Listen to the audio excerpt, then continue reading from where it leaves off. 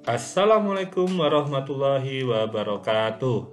Sahabat semuanya, bertemu kembali dengan channel diskusi hukum. Di video kali ini, saya akan membahas tema tentang EKOT, yaitu persidangan secara elektronik. Oke, kita langsung saja ya lihat penjelasannya. Ya. Nah, pada awalnya kita lihat yaitu adalah dasar hukum. Yang pada awalnya itu adalah berdasarkan dengan Peraturan Mahkamah Agung RI Nomor 3 Tahun 2018 tentang pedoman aviasi perkara di pengadilan secara elektronik. Ini awal terbentuknya dasar hukum terkait dengan persidangan elektronik. Namun Perma tersebut sudah dicabut dan diganti dengan yaitu Perma nomor 1 tahun 2019, yaitu masih tentang administrasi perkara dan persidangan di pengadilan secara elektronik. Jadi belum genap 1 tahun, Perma ini sudah diganti dengan disempurnakan dengan aturan yang terbaru. Dan di situ ada petunjuknya, pelaksananya yaitu berdasarkan dengan surat keputusan Ketua Mahkamah Agung nomor 129 KMA SK Romawi 9 2019 tentang petunjuk teknis administrasi perkara dan persidangan di pengadilan secara elektronik. Jadi ini adalah petunjuk untuk pelaksanaan secara elektronik di 3 tingkat peradilan ya, yaitu peradilan umum, agama, dan tata usaha negara. Silahkan kalau untuk lebih lengkapnya bisa dipelajari sendiri kedua aturan tersebut ya. Nah, di sini saya akan menjelaskan terhadap pokok-pokoknya saja. Oke, kita bahas lebih lanjut. Yaitu kita lihat apa sih pengertian EKOT. EKOT adalah sebuah instrumen pengadilan sebagai bentuk pelayanan terhadap masyarakat dalam hal pendaftaran perkara secara online, pembayaran pajak biaya perkara secara online, pemanggilan secara online, dan persidangan secara online, yaitu berupa pengiriman dokumen persidangan, yaitu mulai dari jawaban, replik, duplik, dan kesimpulan, termasuk itu nanti adalah dalam pembacaan putusan. Untuk layanan EKOT ya dari situ ada 4. Yang pertama yaitu pendaftaran secara online atau biasa disebut dengan e-filing. Yang kedua yaitu pembayaran pajak biaya perkara secara online yaitu e-payment. Dan yang ketiga adalah pemanggilan secara online atau e-summons. Dan yang terakhir adalah persidangan secara online atau e-litigation. Ya. Di sini nanti dalam video ini saya hanya akan membahas terkait dengan e-filing, e-payment, dan e-summons. Untuk litigasi saya membahas dalam video tersendiri. Baik, kita lihat siapakah sih pengguna EKOT itu. Yang pertama adalah pengguna terdaftar, yaitu siapa dia? Yaitu adalah advokat. Di sini advokat sekarang harus menjadi pengguna EKOT dan pengguna terdaftar. Jika dia tidak mendaftar maka dia tidak bisa mendaftarkan perkara di persidangan, sehingga otomatis apabila dia juga terhadap persidangan dia tidak bisa akses di sana. Kalaupun dia mau ikut persidang, dia harus ikut dengan pihak lain atau advokat lain yang sudah terdaftar. Dan ini adalah untuk menjadi pengguna terdaftar atau advokat ini diverifikasi di pengadilan tinggi tempat advokat diambil sumpah. Jadi pendaftaran ini juga melalui dengan elektronik juga ya, dengan verifikasinya email, tapi dia melakukan verifikasi tempat di mana advokat disumpah.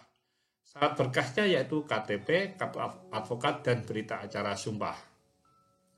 Selanjutnya yaitu ada pengguna lain. Pengguna lain ini bisa perseorangan atau wakil dari pemerintah, badan hukum, dan kuasa insidentil.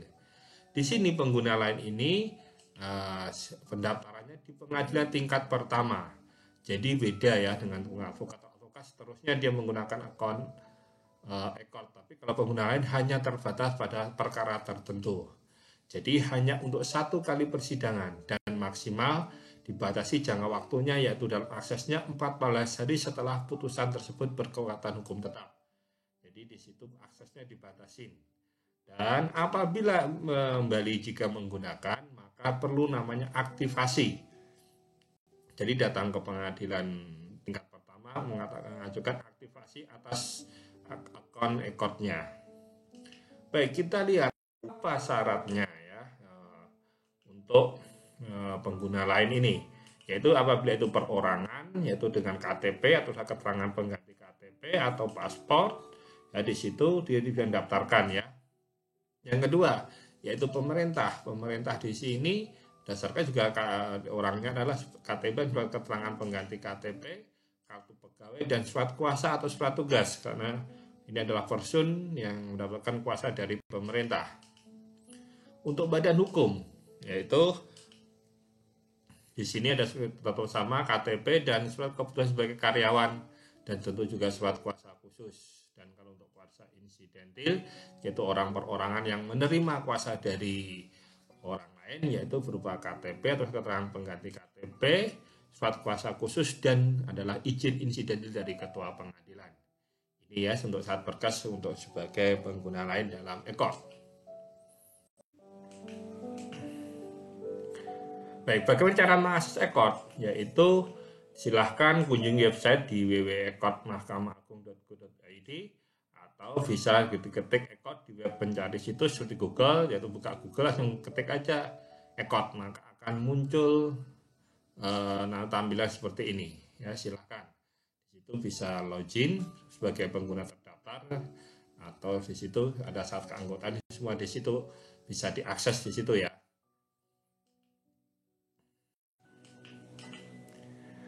Baik, kita mulai pembahasan yaitu pertama dari e-filing atau pendaftaran perkara secara online. Jadi harus login sebagai pengguna aplikasi EKOT dan ini tahapan pendaftaran perkaranya.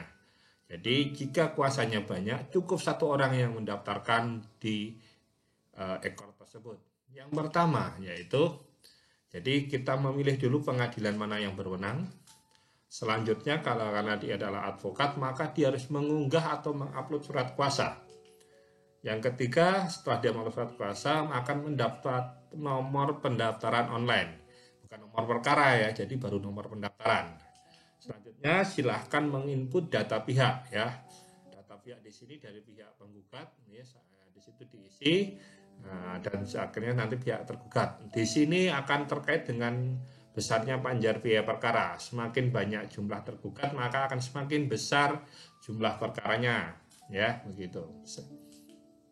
Selanjutnya yaitu mengupload dokumen gugatan, yaitu dalam bentuk file Word dan atau PDF, ya begitu. Jadi bentuknya file Word atau PDF, dan dua-duanya ya. Surat kuasa juga diupload dan kalau nggak salah ada bukti surat juga yang harus salah satu bukti surat aja diupload juga. Dan setelah mengupload tersebut akan mendapatkan taksiran panjar biaya perkara atau SEKUM. Jadi di situ akan keluar panjar biaya perkaranya.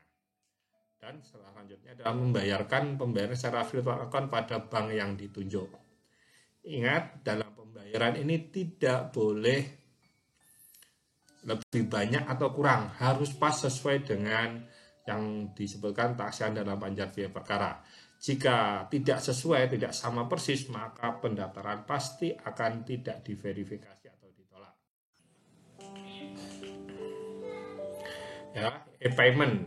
Ya, jadi gini, komponen biayanya ini dalam perkara tadi yaitu meliputi biaya pendaftaran, penerimaan negara bukan pajak dari surat kuasa dan panggilan pihak, tulis kantor, biaya pengadaan surat gugatan untuk tergugat. Jadi tergugat itu akan dikasih salinan yang dicetak dari dokumen yang diunggah oleh penggugat, dan biaya panggilan tergugat, materai dan redaksi. Ini kira-kira biaya awalnya. Tapi biaya di sini nanti juga ada penambahan seperti biaya pemeriksaan setempat kalau ada, biaya sita jaminan jika ada.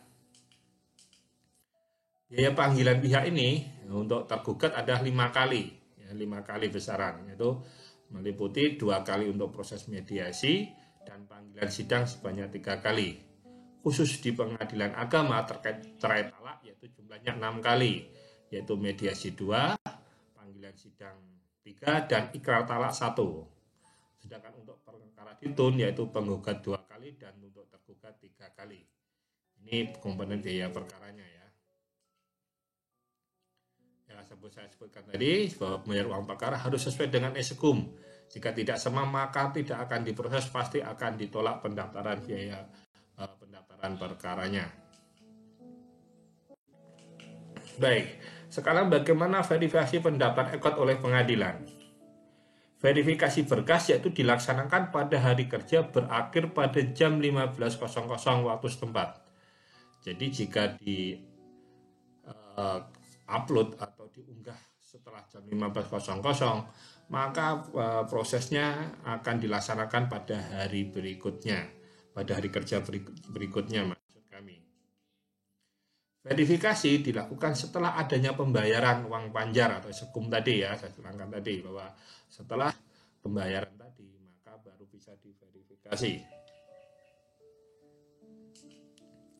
Jika pendaftaran ekor ditolak, maka uang panjar yang sudah dibayar bisa diambil ke kantor pengadilan ya. Jadi di sini masih harus diambil. Biasanya kenapa harus diambil? Kalau ditolak makanya disarankan nanti untuk mendaftarkan secara manual. Jadi setelah diambil secara manual. Untuk daftar secara manual perkaranya kalau masih mau mendaftarkan perkaranya. Nah, harapan saya semoga ke depan juga bisa langsung ditransfer balik kepada rekening si pendaftar ya atau penggugat. Dan jika sudah diverifikasi maka akan mendapatkan nomor perkara ya. Dan selanjutnya pihak datang ke pengadilan setelah menunggu panggilan. Baik, selanjutnya kita akan membahas terkait dengan e-summons atau pemanggilan pihak atau pemberitahuan pihak. Jadi pemanggilan ini juga termasuk terkait dengan pemberitahuan putusan kepada pihak ya. Baik, e-summons atau pemanggilan ini disampaikan kepada penggugat yang daftar secara ekor. Jadi kalau penggugat daftar secara ekor pasti dilaksanakan pemanggilan secara e-summons dan kepada tergugat yang setuju dipanggil ke alamat elektronik. Jadi di sini apabila tergugat juga setuju dipanggil kepada alamat elektronik juga bisa menggunakan fasilitas e-summons. Ini sebagaimana ketentuan dalam pasal 15 Perma 1 2019 ya. Untuk sidang pertama, jadi penggugat dipanggil ke domisili elektronik. Domisili elektronik ini maksudnya adalah dipanggil kepada alamat email pihak penggugat. Sedangkan tergugat masih dipanggil secara manual. Manual di sini maksudnya jurusita datang ke rumah atau ke domisili pihak tergugat langsung. Ya, saya jelaskan bahwa pemanggilan oleh jurusita akan dikirim ke domisili elektronik alamat email yang sudah diverifikasi. Jadi alamat emailnya harus sudah diverifikasi ya oleh pengadilan atau dari penyelenggara ekot itu pasal 16 Perma 1 2019. Jika kuasanya banyak, cukup menggunakan satu domisili elektronik. Jadi pada sidang pertama nanti ketika tergugat hadir akan ditanyakan apakah bersedia menggunakan pemanggilan secara e-summons atau tidak. Jika bersedia maka akan dipanggil dengan menggunakan e-summons. Pada prinsipnya pemanggilan secara elektronik ini adalah biaya nihil, jadi tidak ada biayanya. Dan pengadilan diperbolehkan memungut biaya apabila menggunakan aplikasi lain seperti mungkin dengan menggunakan pemberitaan SMS atau aplikasi lain yang menggunakan memerlukan biaya. Di sini masih diperkenalkan. Tapi prinsipnya apabila digunakan dikirim secara email, maka itu adalah tidak ada biayanya.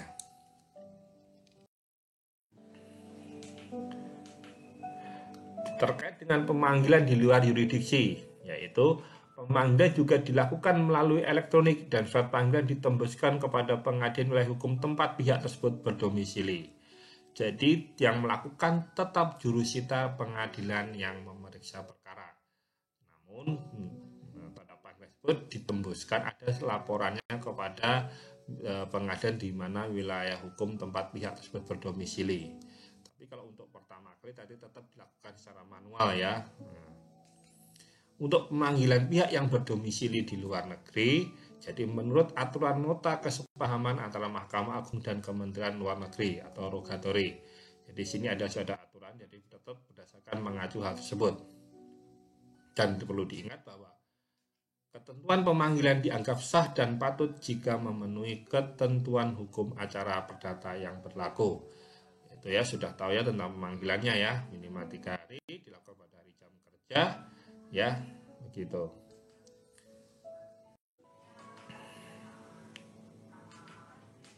Ini ada sedikit catatan dalam penggunaan ECOT. Ketika terjadi pergantian kuasa hukum, harus dilakukan kepada pengguna ECOT juga dengan melampirkan surat kuasa asli. Jadi apabila daftar ECOT mengganti kuasa hukum, maka pengganti juga harus orang atau pihak yang juga memiliki akun ECOT atau pengguna ECOT. Dan juga dalam perubahan domisili elektronik juga harus diberitahukan kepada pengadilan. Jadi tidak boleh langsung menutup email tanpa memberitahukan terlebih dahulu terjadinya perubahan. Satu advokat hanya mempunyai satu domisili elektronik. Jika mengganti email, maka harus diganti terhadap seluruh perkara yang ditangani yang masih berjalan.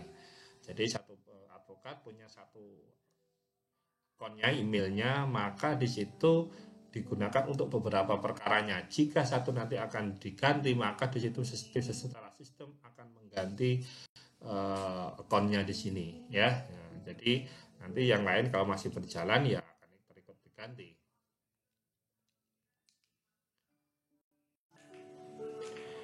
Baik, ini ada sanksi atas pelanggaran penggunaan ECOT, ya. Nah, pelanggaran dalam penggunaan ECOT ini dapat mengakibatkan kehilangan hak akses terhadap aplikasi ECOT.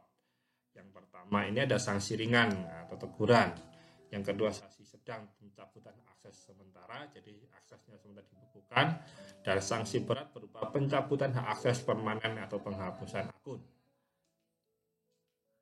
Jadi pemberian sanksi ini tidak menutup kemungkinan untuk Mahkamah Agung atau pengadilan adanya tuntutan ganti rugi secara perdata atau tuntutan pidana. Karena basicnya elektronik, jadi bisa terjadi pelanggaran terhadap Undang-Undang Informasi dan Teknologi, ya, atau ITE di situ. Jadi bisa dia akan dilakukan penuntutan baik keperdataan maupun tuntutan pidana. Terhadap penghapusan akun ECOT, yaitu Mahkamah Agung menghapus dalam hal yang pertama penggunanya meninggal dunia. Yang kedua, kartu keanggotaan pengguna terdaftar atau advokat telah habis dan tidak diperpanjang sampai dengan 14 hari kerja. Jadi habis, dikasih waktu selama 14 hari kerja tidak ada perpanjangan, maka akunnya dihapus. Dan yang ketiga, pengguna terdaftar atau advokat diberhentikan dari keanggotaan organisasi. Jadi yang bersangkutan diberhentikan. Dan yang keempat, mendapatkan sanksi berat dari Mahkamah Agung terhadap penyalahgunaan atau pelanggaran dalam penggunaan ECOT di sini. Apabila dihapus, advokat masih bisa melakukan pendaftaran lagi, yaitu dengan cara mengikuti prosedur pendaftaran seperti pada awalnya. Nanti akan diverifikasi oleh pengadilan tinggi tempat di mana dia bersumpah. Pengguna lain yang dihapus jika hendak daftar, jika ada perkara yang berjalan, harus ada persetujuan dari pihak prinsipal. Jadi ketika dia dihapus, ya kan, dari penggunanya, dan dia ingin mendaftar lagi, maka dia harus ada persetujuan dari pihak prinsipal di sini atau pihak awalnya, ya. Baik, itu tadi terkait dengan litigasi sudah saya sampaikan bahwa ada sudah dibahas di video yang lain. Ini linknya, ya, silahkan bisa disimak. Di situ ada penjelasan terhadap proses litigasi atau persidangan elektronik.